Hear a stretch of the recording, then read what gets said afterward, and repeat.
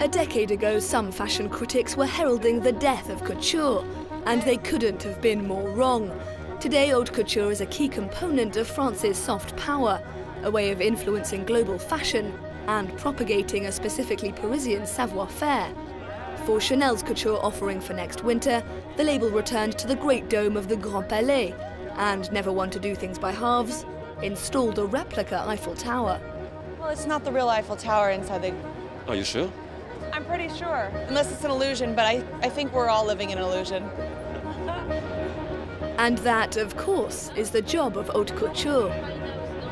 Haute couture is haute couture. What's special about haute couture is the craftsmanship, the work, the time spent on it, the embroidery, the whole thing. It's another job than ready to wear. Other countries have cars and other things, and France has high fashion. And they had the best craftsmanship. A recurrent theme in Lagerfeld's collection, sensuous curves. I can say that it's an amazing little army of Gabrielle Coco Chanel. It's like we saw beautiful little Miss Gabrielle in the 30s probably. It was like really interesting, a big mix, amazing hats, amazing dresses, beautiful bride at the end, and under the Tour Eiffel. So what you can have? I mean, like more than that, seriously. After the show, Paris Mayor Anne Hidalgo presents Karl Lagerfeld with the city's highest honour, the Grand Vermeil Medal. He's an extraordinary designer. His name will always be linked to this city. He was born elsewhere, he's not French, and that allows him to see France at some distance, while at the same time being one of our country's primary examples of French genius. Lagerfeld, born in 1930s Hamburg, has a secret. He's playful, that's the thing. That's if he has genius, it's because he is so dedicated to play. I think that's his real, his life force. He's alive. Haute couture is always the expression of a vision. Dior's show took place a stone's throw from Napoleon's tomb in Paris. It was a reimagining of the creative essence of Christian Dior himself, a man who in the 1950s made Dior a global brand. In our mind, we remember more the evening dress, like Miss Dior, Junone. Yeah, because there are beaucoup de tissus, but it was also a lot of chemisier, a lot of coat, because the collection that he did was around 250 pieces for each collection. So in this collection, I try to translate this day wear that Dior did in a modern way for a modern client. Masculine and feminine influences merge to create an elegant, pared-down aesthetic.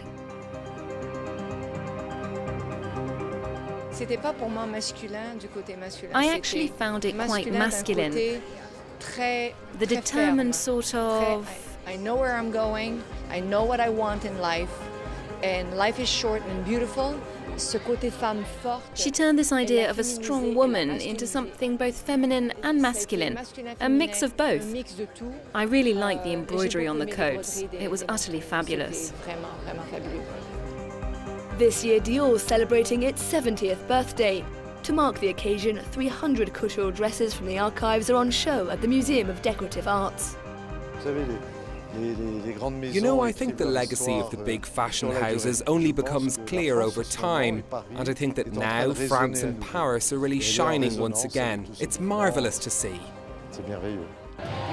After spending a number of years as the enfant terrible of French fashion, Jean-Paul Gaultier is now an undisputed icon of haute couture. As a person, his greatest quality is his kindness. As a designer, it's his huge talent. Winter may be a time to get all wrapped up, but for Gaultier, that's no excuse to abandon those cinched-in waists. The collection's a mix of ski or winter sports-inspired outfits, but in a rather incongruous context, something a little more exotic. A lot of the clothes have elements of drapery, cuts that almost resemble saris. It's really a lot of fun. And yes, you'll see quite a few things that are essentially jumpers. There are hand-knitted jumpers. The fabrics themselves have been intricately woven. There's some woven muslin, done with a jacquard weave. and then that's re-embroidered.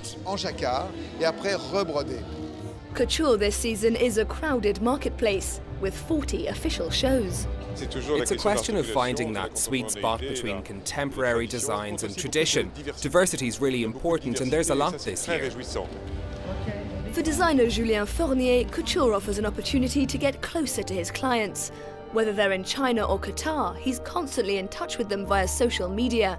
They're drawn to him because of the rigour of his tailoring. Our clothes caress the body. They highlight what you want to show off. But they'll never be too clingy. We'll make it look figure-hugging, but never too tight. On the sidelines of the big-name shows, other labels are keen to capitalise on Couture Fashion Week. At the Palais Royal, Marie-Agnès Gillot presented her capsule collection for Petit Bateau, making some waves all of her own. Women in science. Women on the cutting edge. These women are scientists. They're from all over the world. In health, industry, and ecology, they are inventing our future because it's being written today. Watch Women in Science on France 24 and France24.com.